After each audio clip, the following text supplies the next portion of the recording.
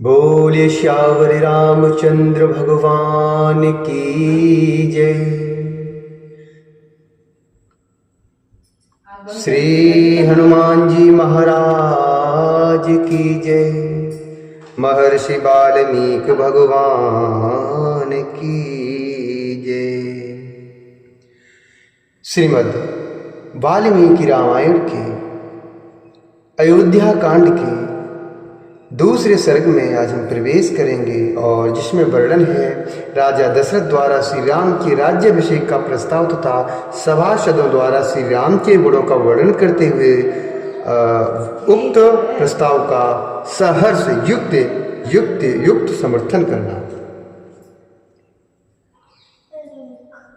युक्त समर्थन।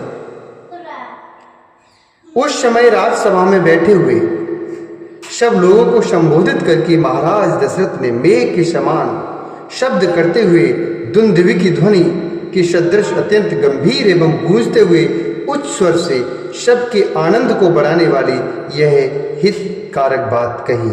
राजा दशरथ का स्वर राजोचित, स्निग्धता और गंभीरता आदि गुणों से युक्त था। अत्यंत कमनीय और अनुपम था।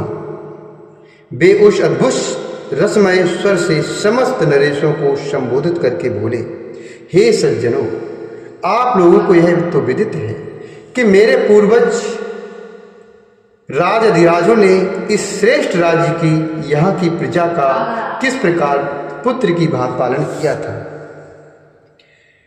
विदितं भवता में तद यथा मे राज्यमुत्तमम् पूर्वकैर्मम राजेन्द्रः श्रुतवत्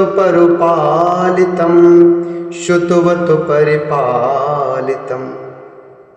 हे सज्जनों, आप लोगों को तो यह विदित ही है कि मेरे पूर्वज राजाधिराजों ने इस श्रेष्ठ राज्य का, यहाँ की प्रजा का किस प्रकार पुत्रों की भांति पालन किया था। समस्त इक्ष्वाकु वंशी नरेशों ने जिसका प्रतिपालन किया है, उस सुख भोगने के योग्य संपूर्ण जगत को अब मैं भी कल्याण का भागी बनना चाहता हूँ। मेरे पूर्वज जिस मार्ग पर चलते आए हैं उसी का अनुसरण करते हुए मैंने भी सदा जागरूक रहकर समस्त प्रजा की यथाशक्ति रक्षा की है।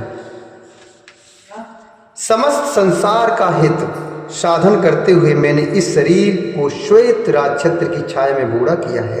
अनेक सहस्त्र अर्थात 60,000 वर्षों की आयु पाकर जीवित रहते हुए अपने इस जराजीर्ण शरीर को अब मैं विश्राम देना चाहता हूँ। जगत के धर्म पूर्वक संरक्षण का भार राजाओं के शौर्य आदि प्रभावों से ही उठाना संभव है। अजितेंद्रिय पुरुषों के लिए इस बोझ को ढोना अत्यंत कठिन है। मैं दीर्घ काल से इस भारी भार को वहन करते करते थक गया हूँ।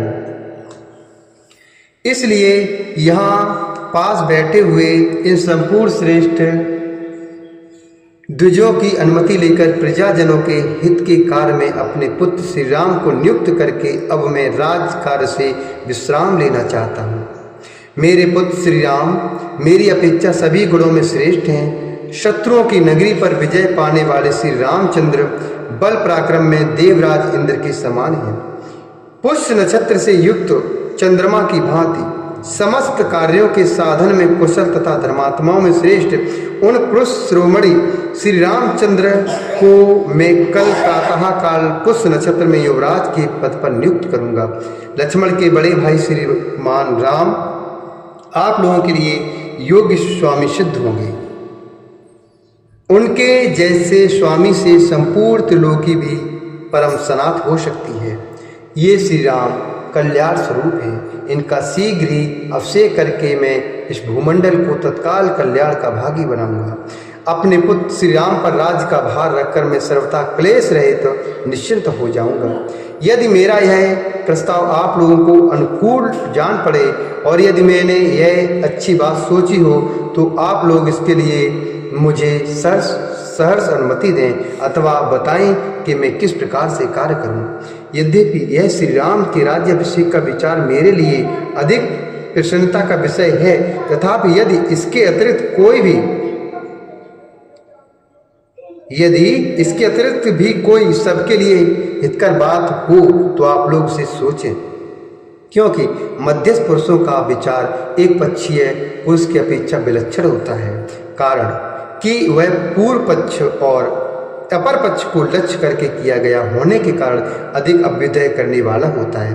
राजा दशरथ जब ऐसी बात कर रहे थे उस समय वहां उपस्थित नरेश ने अत्यंत प्रसन्न होकर उन महाराज का उसी प्रकार अभिनंदन किया जैसे मोर मधुर के कारव फैलाते हुए वर्षा करने वाले महामेघ का अभिनंदन करते हैं। जैसे मोर मधुर के कारव फैलाते हुए वर्षा करने वाले महामेघ का अभिनंदन करते हैं।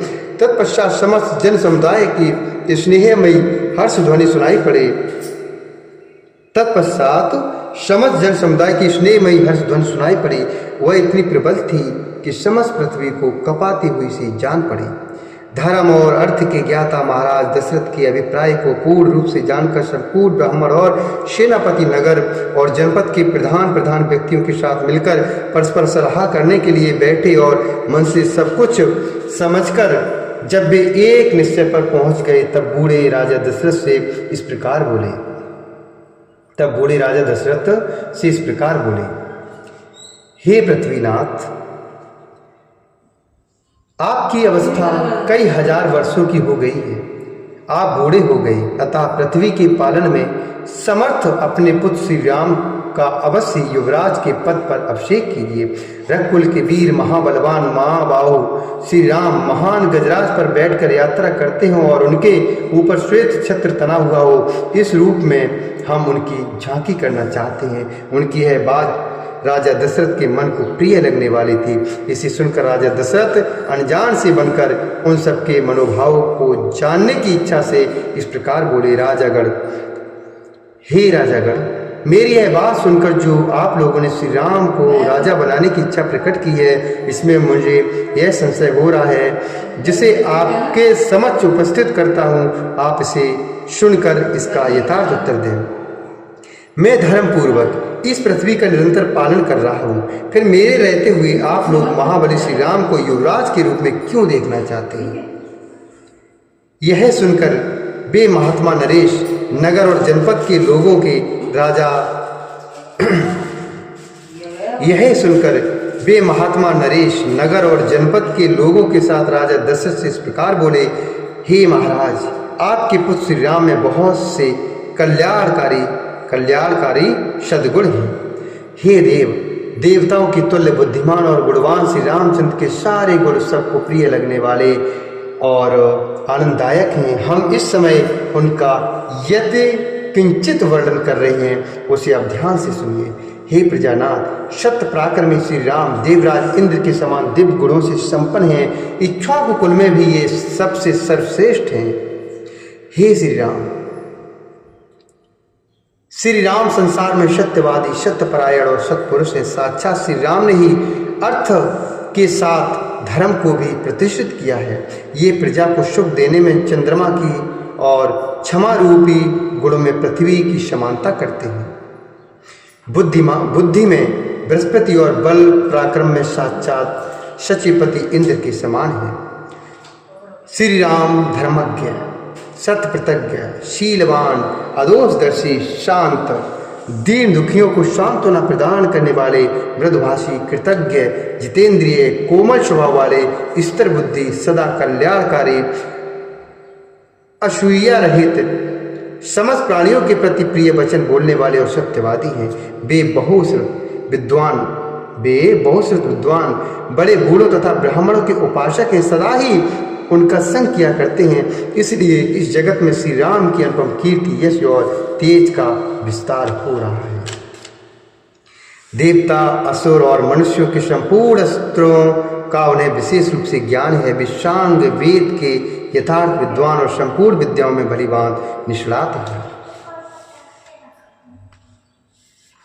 भरत के बड़े भाई श्री राम गांधर्व वेद अर्थात संगीत शास्त्र में भी इस भूतल पर सबसे श्रेष्ठ हैं। कल्याण की तो वे जन्मभूमि हैं। उनका स्वभाव साधु पुरुषों के समान है। हृदय उदार और बुद्धि विशाल है। धर्म और अर्थ के प्रतिपादन में कुशल श्रेष्ठ ब्राह्मणों ने उन्हें उत्तम शिक्षा दी है। वे ग्राम अथवा नगर की रक्षा के लिए लक्ष्मण के साथ जब संग्राम भूमि में जाते हैं, उस समय वहां जाकर विजय प्राप्त किए बिना पीछे नहीं लौटते।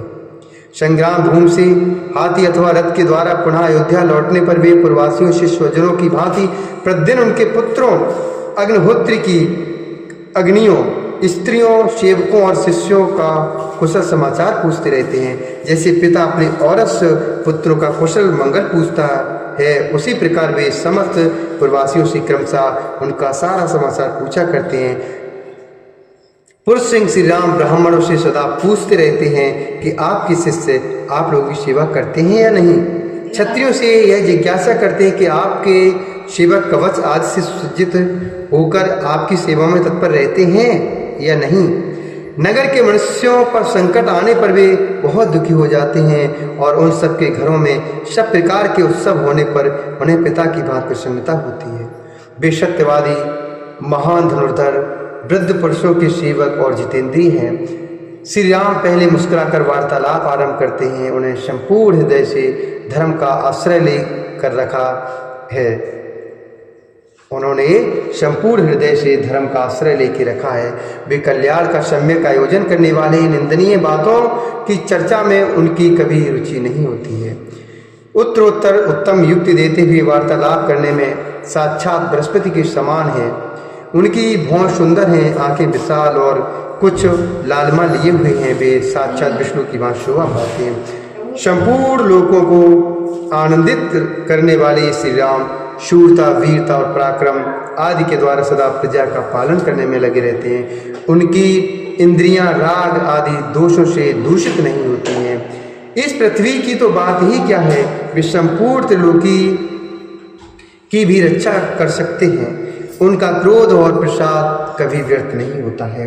जो शास्त्र के अनुसार प्राण दंड पाने के अधिकारी हैं, उनका ये नियम पूर्वक वध कर डालते हैं तथा जो शास्त्र दृष्टि से अवध्य है, उन पर ये कदापि कुपित नहीं होते हैं। जिस पर ये संतुष्ट होते हैं, उसे हर्ष में भरकर धन से भरपूर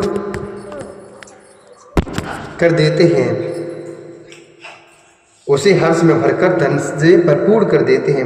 समस्त प्रजाओं के लिए कमनीय तथा मनुष्यों का आनंद बढ़ाने वाले मन और इंद्रियों के संयम आदि सद्गुणों द्वारा श्री राम वैसे ही शोभा पाते हैं जैसे तेजस्वी सूर्य अपनी किरणों से शोभित होते हैं। ऐसे सर्वगुण संपन्न लोकपालों के समान प्रभावशाली एवं शत पराक्रमी श्री राम को इस पृथ्वी की जनता अपना स्वामी बनाना चाहती है। हमारे सौभाग्य से आपके वे पुत्र श्री रघुनाथ जी प्रजा का कल्याण करने में समर्थ हो गए हैं तथा आपके सौभाग्य से वे मरीच नंदन कश्यप की भांति पुत्रोचित गुणों से संपन्न हैं। देवताओं, असुरों, मनुष्यों, गंधर्वों और नागों में से प्रत्येक वर्ग के लोग तथा इस राज्य और राजधानी में भी बाहर भीतर आने जाने वाले नगर और जनपद के सभी लोग शुभ विख्यात शील स्वभाव वाले श्री रामचंद्र जी के लिए सदा ही बल, आरोग्य और आयु की शुभकामना करते हैं। इस नगर की बूढ़ी और युवती सब तरह की स्त्रियां सवेरे और सायंकाल में एकाग्रचित होकर परम उदार श्री रामचंद्र जी के युवराज होने के लिए देवताओं से नमस्कार पूर्वक प्रार्थना किया करती हैं। हे देव, उनकी वह प्रार्थना आपकी कृपा प्रसाद से अपूर्ण होनी चाहिए। हे नरश्रेष्ठ, जो नील कमल के समान श्याम कांति से शोभित तथा समस्त शत्रुओं का संहार करने में समर्थ हैं, आपके उन ज्येष्ठ पुत्र श्री राम को हम युवराज पद पर विराजमान देखना चाहते हैं।